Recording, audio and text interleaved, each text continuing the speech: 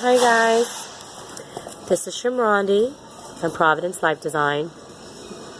I'm talking about something that I don't like talking about. This is my least favorite thing when it comes to interior design is drapes. I'm not a drapes lady.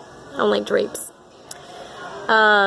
Curtains, whatever you folks call it. Okay, I don't like. I rather just have like some kind of privacy film on my windows. I prefer that, and I think it's because I lived in New York for so long, and it's like any bit of sunlight you can take in, we want it. We want all of it. We don't want our places to be dark in New York. Because what if it's a day that you're home from work and you don't want to go out into the hustle bustle of your neighborhood?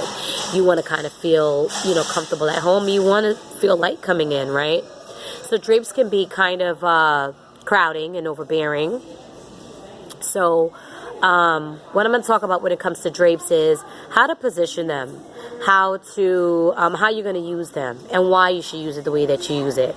Now, I personally believe that drapes, my own belief when it comes to design, if it is not a kitchen window, it is in a bedroom, a living room, another dry area of your house, that drapes should run from floor to ceiling. If you do not want your drapes to reach all the way, to be installed all the way at the top, at your ceiling, at least 4 or 5 inches above the window frame. That's where you would want to install your brackets, your cornice, any kind of window treatment. That's where the top part of it is going to be installed at the lowest, okay? But you do not want your panels, whether it's blackout, whatever it is that you're using, you don't want that to cut short right underneath the window frame. You want it to hit the floor. Now, you want it to meet directly at the floor, or you want it to puddle at the floor. That's going to be best. So, one thing that I think is absolutely beautiful when it does come to drapes is that when you are choosing sofas and you're choosing upholstery material for your sofas and whatever fabrics that are going to be in your space, that you can actually make anything into a drape, okay? Now, if you're a person that uses drapes often and you change your drapes out, then do not be afraid of using non-drapes for drapes. Okay, so I say that to say that if you found an amazing upholstery and it has a beautiful rich color, you can go and get yourself some double satin material from the fabric stores, and then you go to the drapes lady and have her make some drapes with blackout lining, so the sun isn't going to bleach out your drapes for you. And the other thing that's super important, aside from the height of the bar that you're hanging your drapes on, is how wide your bar is above your window. So you want that whenever you want to let in the light and you open up the drapes, you need to have, let's start at 6 inches. I don't think it should be less than that. You want like 6 inches of additional bar space past the frame of your window on either side. And the reason for that is if it's sheer drapes, you still want the beauty and the color of the drapes to be part of your room without blocking your view of the window or letting in the, blocking the light. If it is a heavy drape and it has blackout material, it's something really luxurious, you want to be able to kind of like swoop it out of the way without it blocking any light coming in. Excuse me. Excuse me. Pardon, guys. Excuse me. Pardon.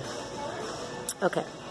So, you want to have 6-inch width of your bar on either side of your window. You want it to be a minimum the bar to be a minimum of 4 inches above your window frame. Or you want to have it installed as close as possible to your ceiling. And then you want your textile, your fabric, your drape, your sheer, you want it to hit the ground or come right at the ground, okay? Or you want it to puddle at the ground. If it is puddling at the ground and you want it to be luxurious, you get that double satin that I'm telling you about, that's going to be beautiful. You get some nice shams made with that. Nobody will tell you anything. You want to make sure that you have some kind of system that you can gather your drapes on the side and kind of hook it out of the way so they can still be beautiful, all right? And that the length isn't sacrificed or anything, right? Drapes are quite beautiful. But if you are not a drapes person, you are not obligated to have drapes. It's like if you're not a dining room person having these formal dinners for 6 people every single night with your maid and your butler waiting for you, you don't necessarily need a dining room. It's one of those things.